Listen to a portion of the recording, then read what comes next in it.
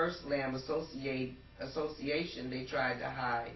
The real blockbuster is in the New Testament 29.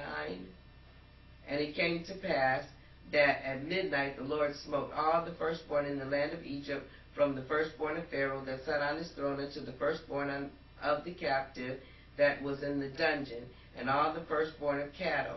And the Pharaoh rose up in the night, he and all of his servants, and all the Egyptians, and there was a great cry in Egypt, for there was not a house where there was not one dead.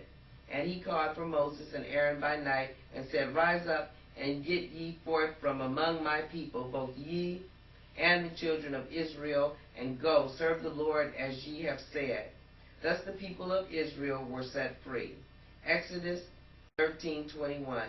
And the Lord went before them by day in a pillar of a cloud to lead them the way, and by night in a pillar of fire to give them light to go by day and night. He took not away the pillar of the cloud by day, nor the pillar of fire by night from before the people. Anybody doubt that this was a Doma warship? Look what it did in the next chapter. And it was told the king of Egypt that the people fled, and the heart of Pharaoh and his servants were turned against the people. And they said, Why have we done this, that we have let Israel go from serving us?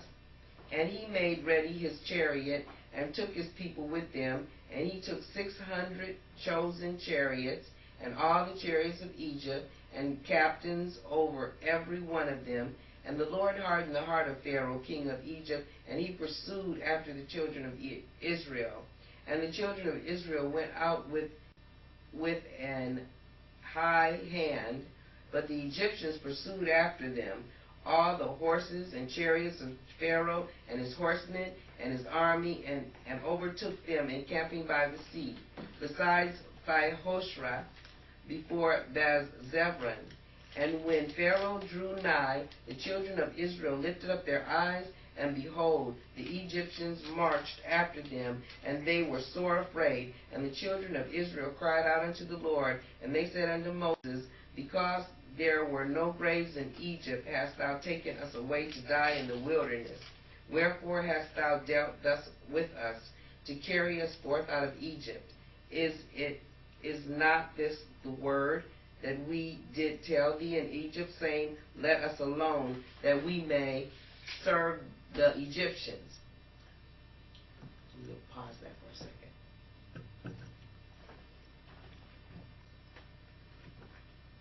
For it has better for us to serve the Egyptians than we should die in the wilderness. And Moses said unto the people, Fear ye not, stand still and see the salvation of the Lord, which he will show to you today.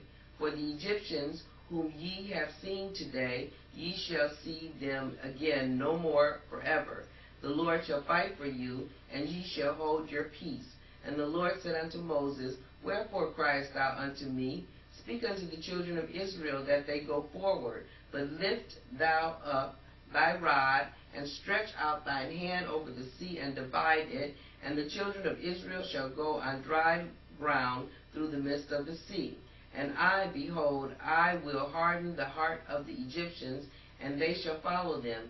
And I will get me honor upon Pharaoh, and upon all his hosts, upon his chariots, and upon his horsemen.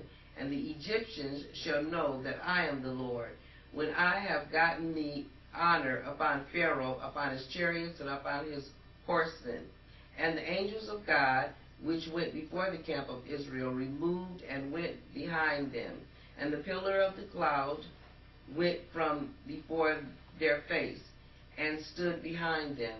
And it came between the camp of the Egyptians and the camp of Israel. And it was a cloud and darkness to them, but it gave light by night to these, so that the one came not near the other all the night. And Moses stretched out his hand over the sea, and the Lord caused the sea to go back by a strong east wind all that night, and made the sea dry land, and the waters were divided.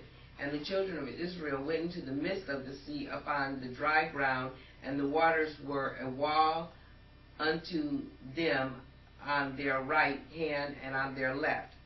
And the Egyptians pursued, and went in after them to the midst of the sea, even all Pharaoh's horses, his chariots, and his horsemen. And it came to pass that in the morning watch that the Lord looked upon the host of the Egyptians through the pillar of fire and of the cloud, and troubled the host of the Egyptians, and took off their chariot wheels, that they drove them heavily. So that the Egyptians said, Let us flee from this face of Israel, for the Lord fighteth for them against the Egyptians. And the Lord said unto Moses, Stretch out thine hand over the sea, that the waters may come again upon the Egyptians, upon their chariots, and upon their horsemen. And Moses stretched forth his hand over the sea, and the sea returned to its strength when the morning appeared, and the Egyptians fled against it. And the Lord overthrew the Egyptians in the midst of the sea. And the waters returned and covered the chariots and the horsemen and all the host of Pharaoh that came into the sea after them. They remained not so much as one of them. But the children of Israel walked upon dry land in the midst of the sea, and the waters were a wall upon them on their right hand and on their left. Thus the Lord saved Israel that day out of the hand of the Egyptians, and Israel saw that the Egyptians dead upon the seashore.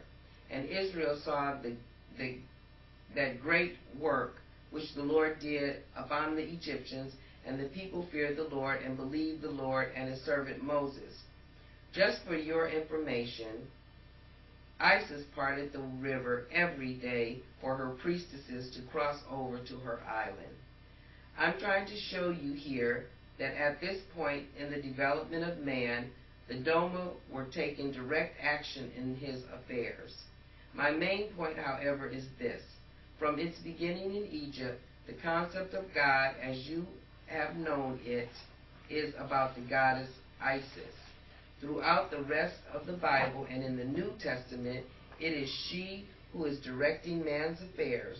Remember, though, she is merely acting as the messenger. She is not a god or goddess. She has simply been mistaken for that which she sought to bring you, the Word of God. If we had time, I could go through and show you her hand at each and every step, particularly in the acts of Deborah, David, and Solomon. We do not have the time. I will encourage you to read and find for yourself, however, the hidden footsteps of Isis and all that you thought you knew. Read all that you can, both in the Bible and other sources. It will only reinforce what we have talked about so far and prepare you for what we are about to talk about next, the son of Isis. And it concludes chapter 22, the Messiah Projects, chapter 11, the Messiah Projects, Jesus, son of Isis. And was there until the death of Herod, that it might be fulfilled, which was spoken of the Lord by the prophet, saying, Out of Egypt have I called my son. The New Testament, Matthew 2:15. Isis, nature goddess, whose worship, originating in ancient Egypt, gradually extended throughout the lands of the Mediterranean world and became one of the chief religions of the Roman